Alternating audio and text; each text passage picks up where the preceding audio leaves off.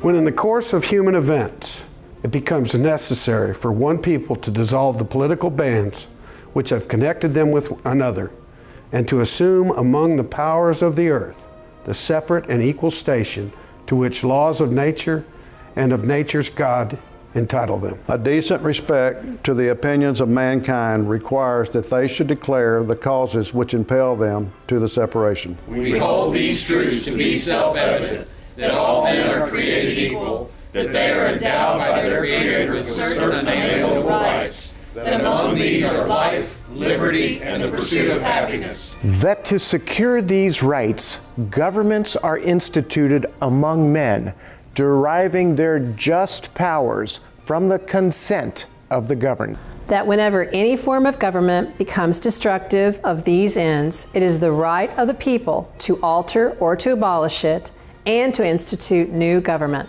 Laying its foundation on such principles and organizing its powers in such form as to them shall seem most likely to affect their safety and happiness. Prudence, indeed, will dictate that governments long established should not be changed for light and transient causes. And accordingly, all experience hath shown that mankind are more disposed to suffer while evils are sufferable than to right themselves by abolishing the forms to which they are accustomed. But when a long train of abuses and usurpations, pursuing invariably the same object, evinces a design to reduce them under absolute despotism, it is their right, it is their duty to throw off such government and to pursue new guards for their future security.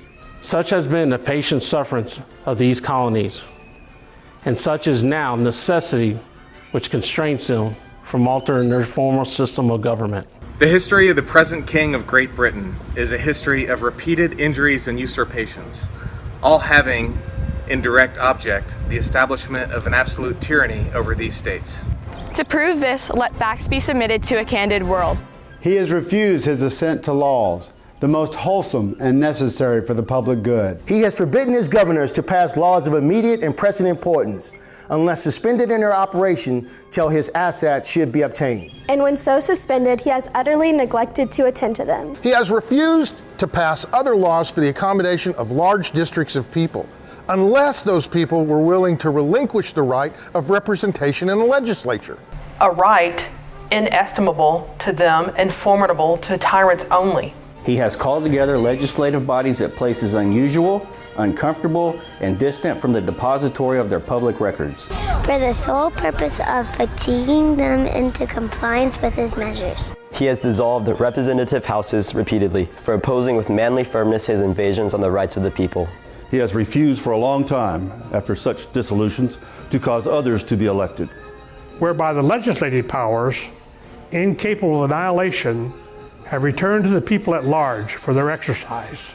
The state, remaining in the meantime exposed to all the dangers of invasion from without and convulsions within.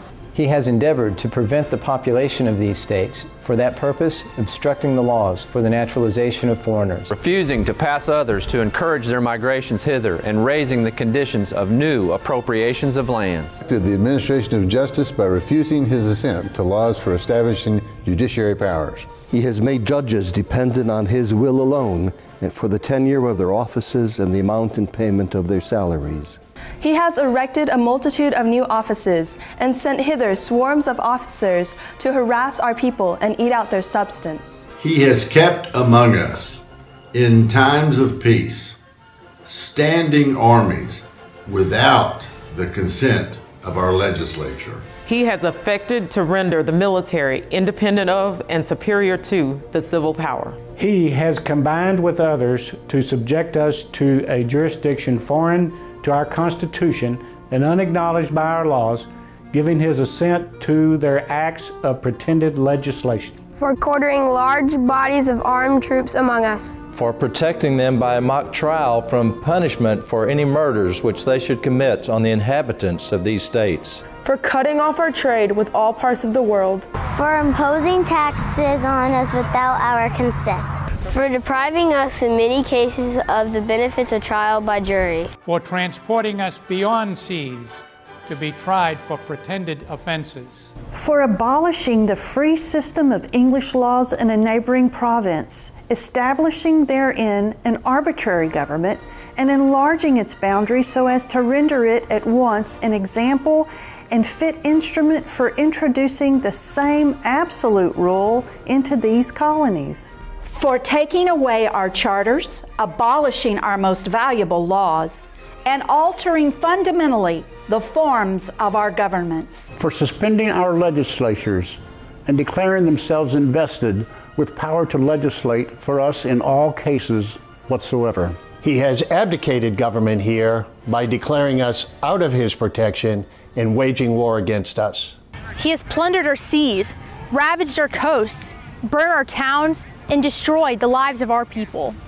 He is at this time transporting large armies of foreign mercenaries to complete the works of death, desolation, and tyranny already begun with circumstances of cruelty, perfidy scarcely paralleled in the most barbarous ages, and totally unworthy of the head of a civilized nation. He has constrained our fellow citizens, taken captive on the high seas, to bear arms against their country. To become the executioners of their friends and brethren, or to fall on themselves by their hands. He has excited domestic insurrections among us, and has endeavored to bring upon the inhabitants of our frontiers the merciless Indian savages, whose known rule of warfare is an undistinguished destruction of all ages, sexes, and conditions. In every stage of these oppressions, we have petitioned for redress in the most humble terms. Our repeated petitions have been answered only by repeated injury. A prince whose character is thus marked by every act, which may define a tyrant, is unfit to be the ruler of a free people. Nor have we been wanting in our attentions to our British brethren. We have warned them from time to time of attempts by their legislature to extend an unwarrantable jurisdiction over us. We have reminded them of the circumstances of our immigration and settlement here. We have appealed to their native justice and magnanimity. And we have conjured them by the ties of our common kindred to disavow these usurpations, which would inevitably interrupt our connections and correspondence. They too have been deaf to the voice of justice and of consanguinity. We must therefore acquiesce in the necessity which denounces our separation, and hold them as we hold the rest of mankind, enemies in war, in peace, friends. We, therefore, the representatives of the United States of America, in General Congress, assembled, Appealing to the Supreme Judge of the world for the rectitude of our intentions, do, in the name and by authority of the good people of these colonies, solemnly publish and declare that these united colonies are, and of right ought to be free and independent states, that they are absolved from all allegiance to the British Crown, and that all political connection between them and the state of Great Britain is and ought to be totally dissolved. And that as free and independent states, they have full power to levy war, conclude peace, contract alliances, establish commerce, and to do all other acts and things which independent states may of right do. And for the support of this declaration, with a firm reliance on the protection of divine providence, we mutually pledge to each other our lives, our fortunes, and our sacred honor.